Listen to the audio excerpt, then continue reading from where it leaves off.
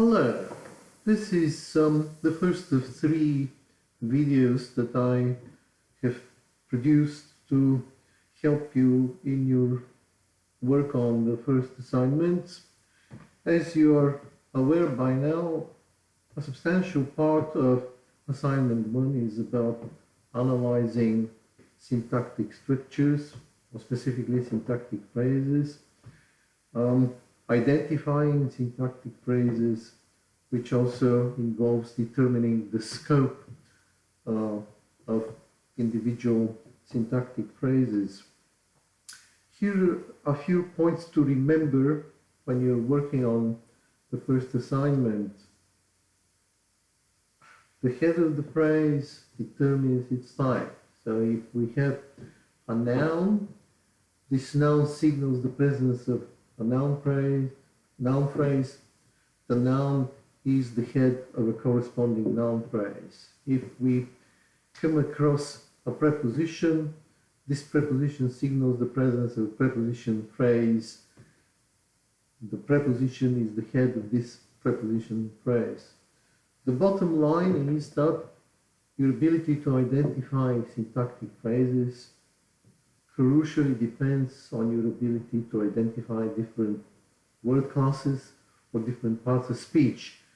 If you can't identify a word as an adjective, obviously you won't be able to realize that this adjective is the head of the corresponding adjective phrase.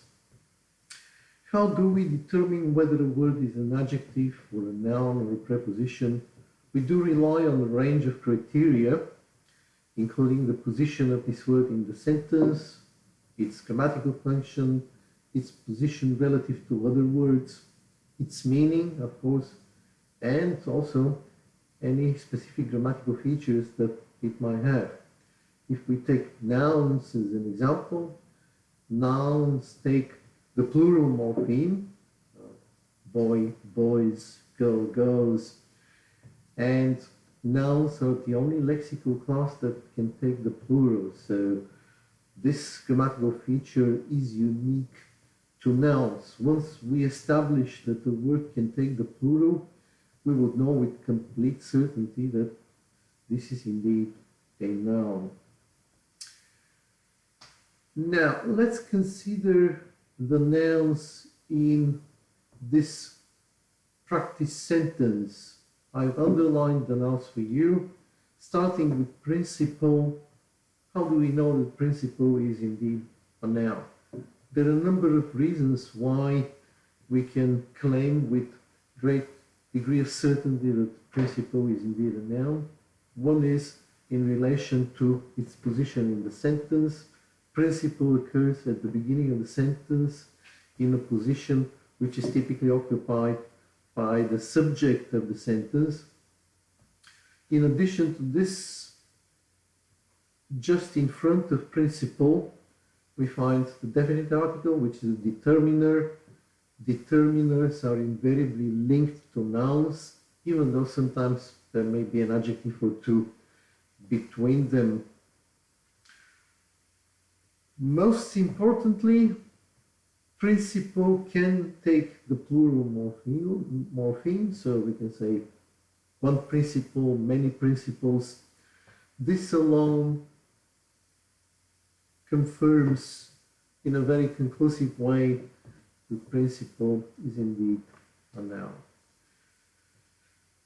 Likewise with school, school can take the plural, which makes it a noun. Struan is a proper noun. It's the name of a town in Tasmania. Names are nouns. With use, we again have the determiner the right in front of it. In addition, we can pluralize it. So this all strongly suggests that use is a noun. The other 2 nouns identified here, they're both in the plural, which proves that they are indeed nouns. Okay, how about the adjectives? We only have one adjective in this sentence. This is the word small. How do we know that small is indeed an adjective? Small modifies the noun school. Modifying a noun is a function that adjectives very commonly perform. So that's typical of adjectives. Also, we find a degree word or an adverb specifying small. This is also a very common combination. We use adverbs to specify or pre-modify adjectives. Most importantly, small can become smaller or the smallest. In other words, it can take degrees of comparison. Adjectives take degree of comparison. No other word class does it, apart from adverbs to some extent. So degrees of comparison are, we can think of them as unique to adjectives and adverbs. How about prepositions? Well, we have 4 prepositions in the sentence: of, in, of, again, and during. How do we know these are prepositions? Prepositions typically depict some kind of relationship between 2 items. Take in, for example, it denotes a spatial relationship. Take during denotes a temporal relationship. Of is somewhat harder to define in terms of its meaning, but in a broad sense we can think of it as showing a relationship of ownership. In terms of its structural position within the sentence, we find prepositions invariably in front of a noun phrase. So of is in front of the noun phrase a very small school. In is in front of the noun phrase strong use. Of is in front of tablets. During is in front of classes. Always in front of a noun phrase. In practical terms, prepositions are members of a relatively small lexical class. They're very frequently used, or maybe the most frequently used words in English. They're easy to memorize and to recognize. An important part of your syntactic analysis for the assignment would involve identifying syntactic phrases and determining their scope. By determining the scope of syntactic phrases, we mean where the phrase starts and where it finishes. Here are a few points to remember. In the first place, syntactic structure often involves various levels of embedding. This boxes within boxes phenomenon that we discussed at length in week 3. We're used to perceiving language, especially written language, as a linear string, but the superficial linear composition of the string is often unrevealing about the syntactic structure of the string. In fact, it can be misleading in relation to what this syntactic structure is. Take these 2 sentences as an example. In terms of their linear composition, they are practically identical. In each of them, at the beginning we have a determiner, then we have a noun, then we have a verb, then we have another determiner, an article, then we have a noun, then we have a preposition, then we have an article, and then we have a noun. So as you can see, in terms of their linear composition, they're absolutely the same. This, however, is not the case about their actual syntactic structure. Their syntactic structure is not identical. If we consider the first example, okay, it is immediately obvious that we're dealing with a single constituent following the verb question. So this string here, a man with a beard, is a single phrase, a constituent. We know this because we can replace it with a pronoun, as we shall see in just a moment. We also know this because the preposition phrase with a beard is referring to the noun man. So it's a preposition phrase complement to man, post-modifying man. In other words, this is a preposition phrase complement which is embedded within the noun phrase a man with a beard. Now, let's look at the second example. We can say that in the second example, we actually have two distinct constituents following the verb questions. We have the noun phrase a man, and then we have as a separate constituent the preposition phrase at the precinct. We know this because in contrast to the preposition phrase with a beard, the preposition phrase at the precinct is not directly related to man. It's not referring to man. It's not telling us anything specific about man.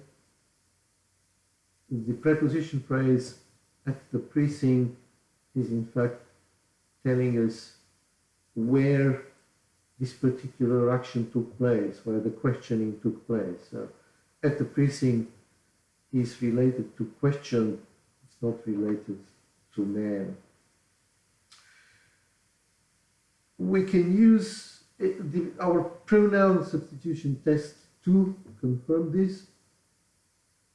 Pronoun substitution works quite well most of the time. As you already know, we can use a pronoun to replace a whole noun phrase.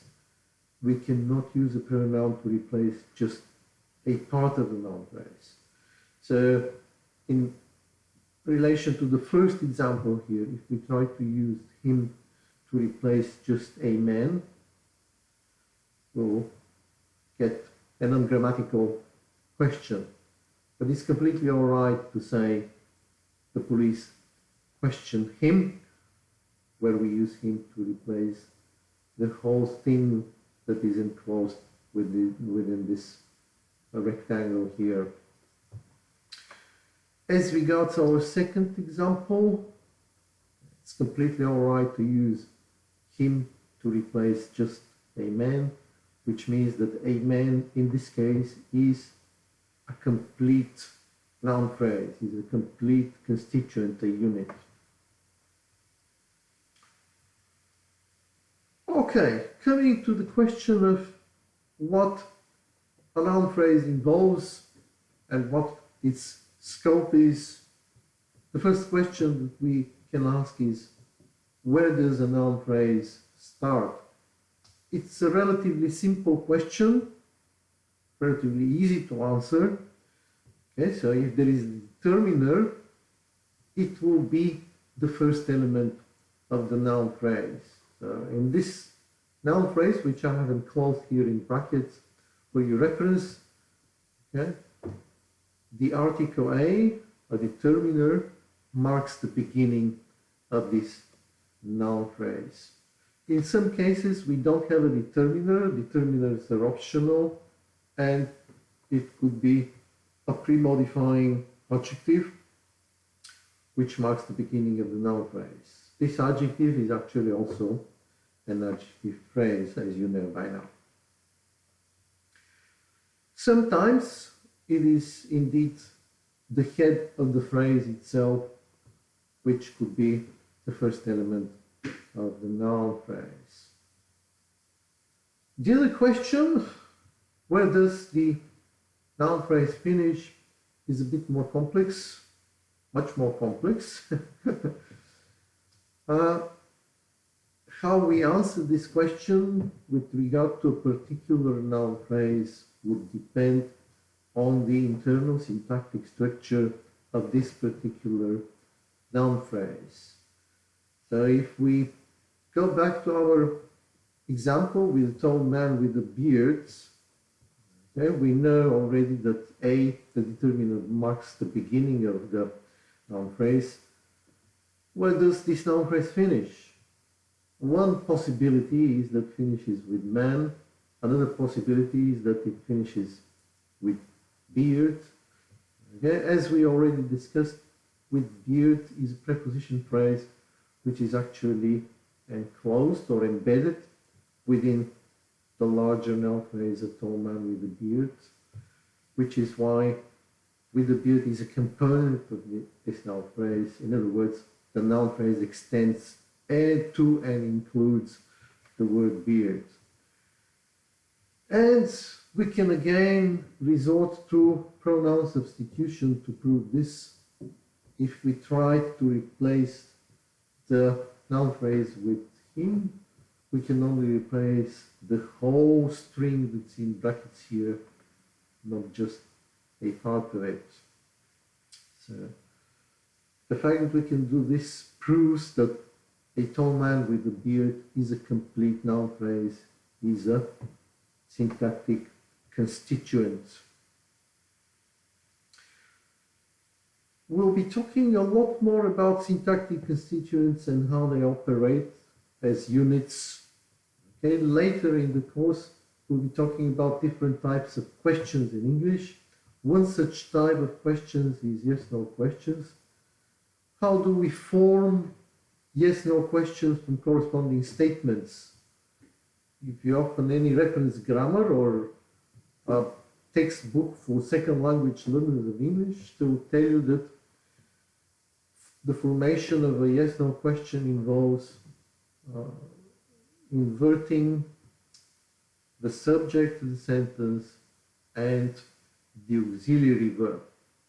What most reference grammars would describe as subject-auxiliary inversion. In other words, we swap the places of two, okay? And the critical thing here is that when we perform this operation, we use this whole thing as a unit. We can't just use part of it. So we can replace this with a pronoun as we did before, but if we try to invert the auxiliary verb and just part of this noun phrase, we'll derive an ungrammatical question. So this is what we had in mind when we said that they operate as an independent unit. We perform these grammatical operations by operating on the whole unit, not just a part of it. Some more evidence for the constituent nature of phrases comes from adverb placement. Adverbs are a rather flexible type of word in English. We can place them at the beginning of the sentence, as in this example, or we can place them in the middle of the sentence, or we can place them at the end of the sentence. One thing that we can't do is place them in the middle of a noun phrase. So this is a unit and it can't be interrupted by inserting an adverb somewhere in the middle. How about preposition phrases? Where do preposition phrases start? This is a relatively simple question. In our grammar, preposition phrases always start with a preposition. So if we take this as an example, Martha remained in the room, we know that this is a preposition phrase because it involves in, which is a preposition, and in is the starting point of the preposition phrase. Where does the preposition phrase finish?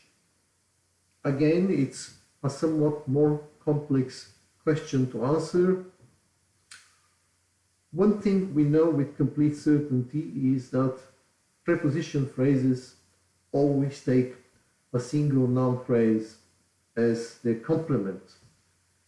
So the end of the preposition phrase is where this complement noun phrase ends. We'll consider again the example here. In the room, we have the head preposition in, and we have the noun phrase complement, the room. Okay, so the preposition phrase starts with in and finishes with room. Okay, but of course, we can have more complex situations. Take this sentence: Martha remained in the room with the blue windows. We have two prepositions here, in and with. As I indicated earlier, each of them would have a corresponding preposition phrase. Each of them would have a corresponding preposition phrase. Now, the question here is, where does each of these preposition phrases start and where does it finish? Considering again the preposition phrase headed by in, it starts with the preposition in. Where does it finish? Does it finish with room, or does it extend a little bit further? Okay. And the only way to answer this question is to determine the reference of the second preposition phrase with the blue windows. We have to decide, what is this preposition phrase referring to? Is it referring to room? Is it telling us anything about room, or is it telling us something about, say, remain, about the verb? And it seems quite clear that in this case, the preposition phrase with the blue windows is referring to room.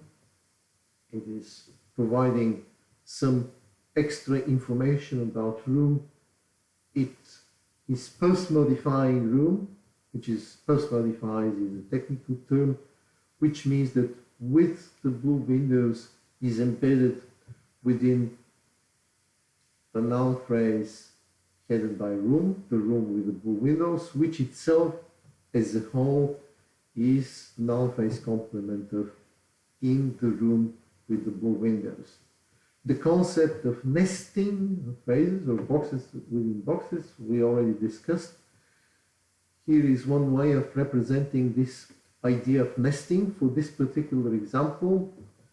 So we have the noun phrase the blue windows, which is contained within or nested within the preposition phrase with the blue windows.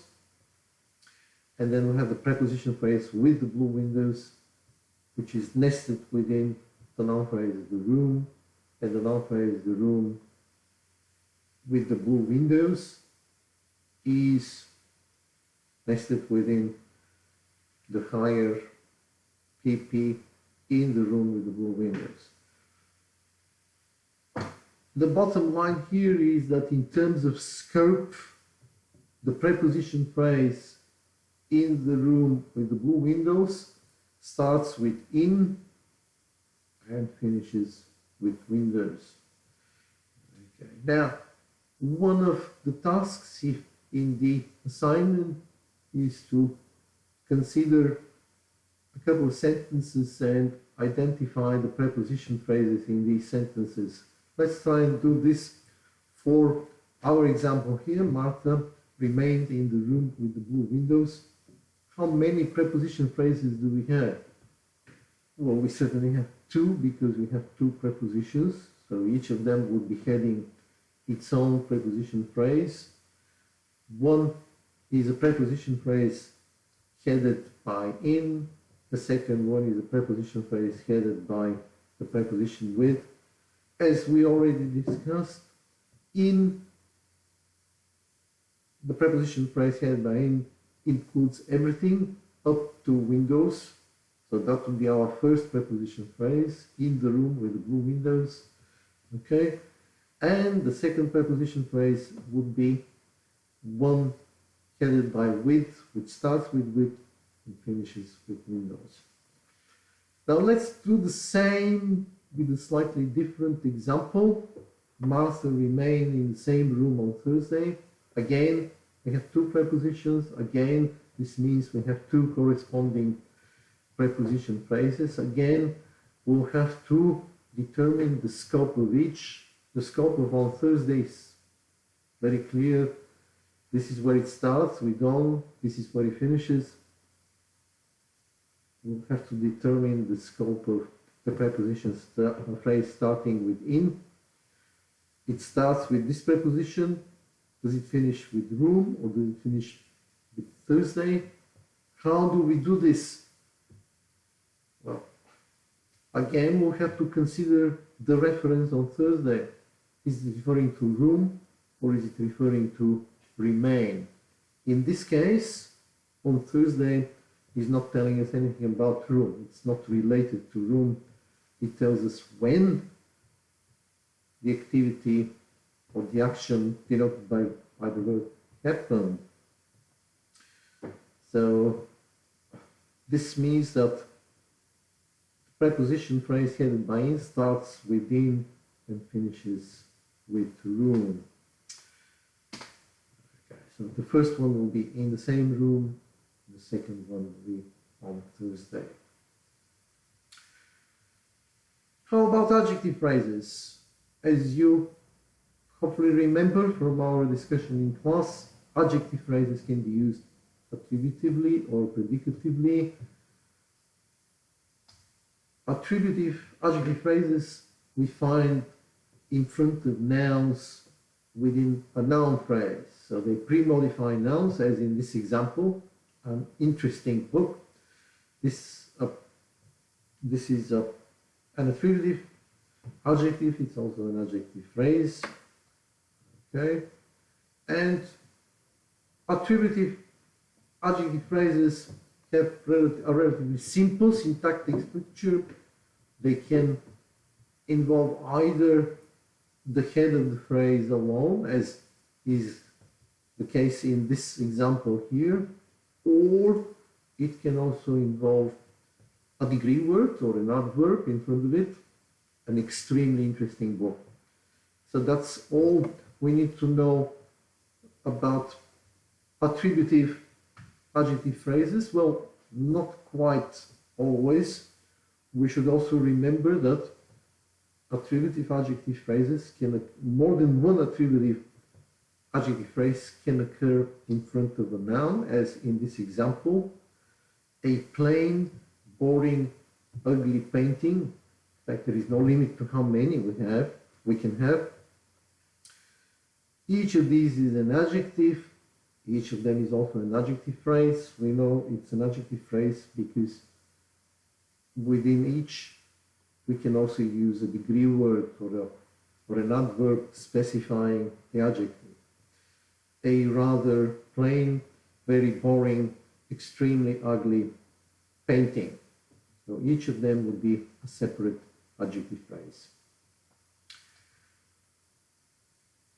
The picture with predicative adjective phrases is a bit more complex. We find adjective phrases inside the verb phrase. We haven't talked much about verb phrases. We will be discussing them shortly.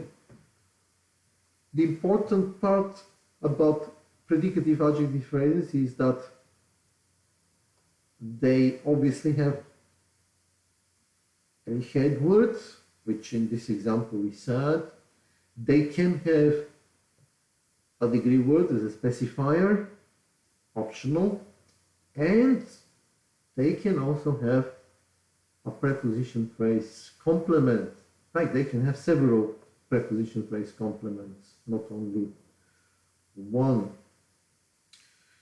Okay. In this case, the adjective phrase rather sounded my departure, starts with the adverb rather and finishes with departure. What we said earlier about embedding is true here too. Further embedding is always possible, so we can say something like Peter was rather sad about my departure to Darwin. To Darwin is preposition phrase which modifies the noun departure. It tells us something about departure. So to Darwin as a constituent would be part of the larger noun phrase my departure to Darwin, which will be part of the preposition phrase about my departure to Darwin, which is part of the larger adjective phrase rather sad about my departure to Darwin. Again, we can use pronoun substitution to prove this. We can use it to replace the whole of this noun phrase, my departure to Darwin. We can't use it to replace just my departure in this particular sentence. Okay. This proves that my departure to Darwin is indeed a unit, a whole constituent, and it operates as a whole constituent. In this case, our adjective phrase will be starting with rather and will be extending to and including the noun phrase Darwin. Okay, now going back to our original sentence, let's try and do the same what part B of the assignment asks you to do, which is to identify all noun phrases and all adjective phrases and all preposition phrases. Starting with noun phrases, the first one is the principle of a very small school in Strong. We know that this whole thing is a complete noun phrase because we can use pronoun substitution. In this case, he, the pronoun he, can be used to replace the whole of this string. We can't replace just principle. The second noun phrase in this sentence is a very small school in Strong, which, as you can see, is contained within the first noun phrase. School is the head of the phrase.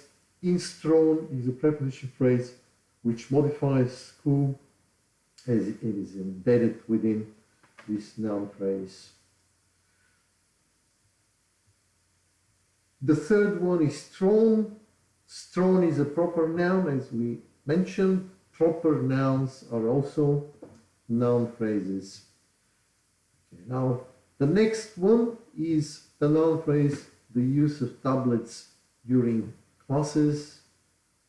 Okay, it starts with the determiner the, and then it involves two preposition phrase complements, each first modifying the word used, the noun use.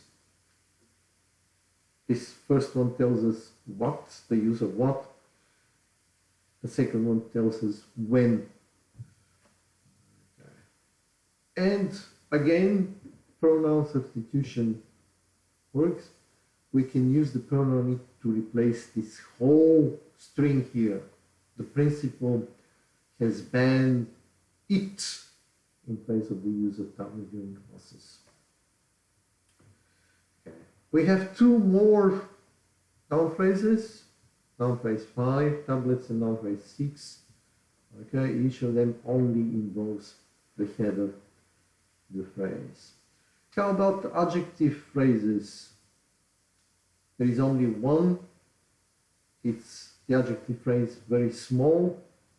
It's an attributive adjective phrase. Nothing really very special, very interesting about it. How about preposition phrases? Okay. We have several preposition phrases. We have 4 preposition phrases because we have 4 prepositions. Okay, the first one is of a very small school in Strom. We know that this whole thing is a preposition phrase because in Strom is embedded within the noun phrase a very small school in Strom.